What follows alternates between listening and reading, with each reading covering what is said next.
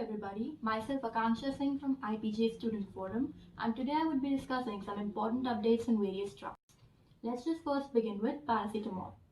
During pregnancy period, paracetamol has been linked to increase the risk of attention deficit hyperactivity disorder and autism. Paracetamol, otherwise known as acetaminophen, is the most commonly used drug that is used as an analgesic and antipyretic among pregnant women. Evidence from a variety of studies have shown that there is a link between paracetamol, that is acetaminophen, on exposure to pregnancy and an increased risk of neurodevelopmental behavioral problems such as attention deficit hyperactivity disorder and autism spectrum disorders (ASD).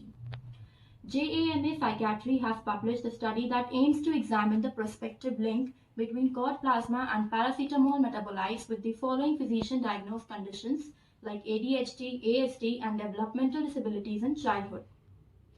Studies have shown that there were 996 participants who enrolled at birth from 1998 to 2018 and followed up prospectively with the mean age of 9.8 years. They had the following diagnosis. 6.6% had ASD only, 4.2% had both ADHD and ASD, 30.5% had other developmental disabilities, and 32.8 were neurotypical, that is, individuals of typical developmental, intellectual, and cognitive abilities. Within 3 days of delivery, blood plasma samples were examined for traces of birth maternal paracetamol metabolites using liquid chromatography tandem mass spectroscopy. The study concluded that cord biomarkers of fetal exposure to paracetamol were linked to a significantly increased risk of childhood ADHD and ASD in a dose-response fashion.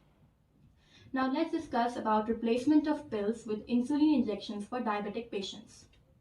A drug capsule has been developed by MIT-led research team, which is an injectable microneedle capable of injecting insulin into a stomach lining.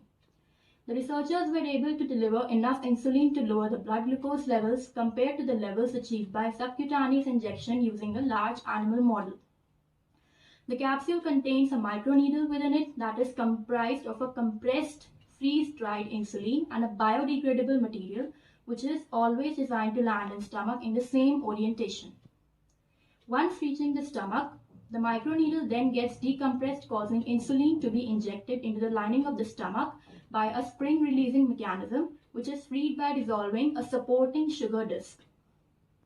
The researchers are hopeful that this could be a preferable method of administration compared to traditional injection, since the stomach wall does not possess any pain receptors. The capsule harmlessly moves through the digestive system after releasing its contents. As reported by the team, the capsule shows no adverse side effects. Someday this type of capsule could help the diabetic patients, and perhaps anyone who requires therapies can now be given this injection or infusion. Now let's discuss about liposome encapsulated curcumin loaded 3D printed scaffold for bone tissue engineering. An active constituent for turmeric, curcumin, is also known for its antioxidant, anti-inflammatory, anti-cancer and osteogenic activities. Although it shows extreme poor bioavailability, rapid metabolism and rapid systemic elimination, the bioavailability of curcumin by encapsulating it in a liposome followed by the incorporation into 3D printed calcium phosphate scaffolds with design porosity. 3D scaffolds with the design shape and interconnected porosity that allows for fabrication of patient-specific implants, providing new tissue in growth by mechanical interlocking between the surrounding host tissue and the scaffold. Liposomal curcumin that is released from the 3D scaffold shows significant cytotoxicity towards the vitreosteosarcoma, bone cancer cells, whereas it promotes osteoblast, healthy bone cell viability and proliferation. This study introduced a new era of integration where 3D printing technologies are coupled in safe and effective use of alternative medicine, which we provide a better tool for bone tissue engineering. Now we will discuss about serotonin and antidepressant drug that how they alter the gut's microbiota. The UCLA biology have a new study in mice that strongly suggests serotonin and drugs that target serotonin such as antidepressants have major effect on gut's microbiota, the 100 trillion or bacteria and other microbes that live in the intestine of human body. The gut produces 90% of the body's serotonin, where it influences the gut immunity. As identified, a specific gut bacterium can detect and transport serotonin into the bacterial cells.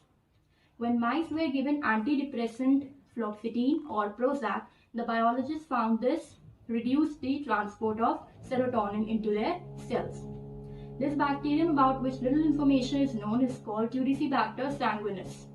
The study has published this week in the journal Nature Microbiology. The researchers added serotonin to the drinking water of some mice and raised others with the mutation that increases the levels of serotonin in their guts. The researchers found a protein in multiple series of Turicibacter that has structural similarity to a protein that transports the serotonin in mammals and which helps to import serotonin into the cell. In another experiment, the researchers added the antidepressant fluoxetine, which is normally blocking the mammalian serotonin transporter, to a tube containing Turicibacter sanguinis. They found that the bacterium transported less serotonin significantly. This study tells that certain gut bacteria can respond to serotonin and drugs that influence serotonin like antidepressants. This is a unique form of communication between bacteria and our own cells through molecules traditionally recognized as neurotransmitters. So this was all regarding the various updates on various drugs. For more information, stay tuned with us. You can also follow our page on various social media platforms like Twitter, Instagram, LinkedIn, Facebook, etc. The link for the same has been provided in the description box below. Thank you so much for your patient listening.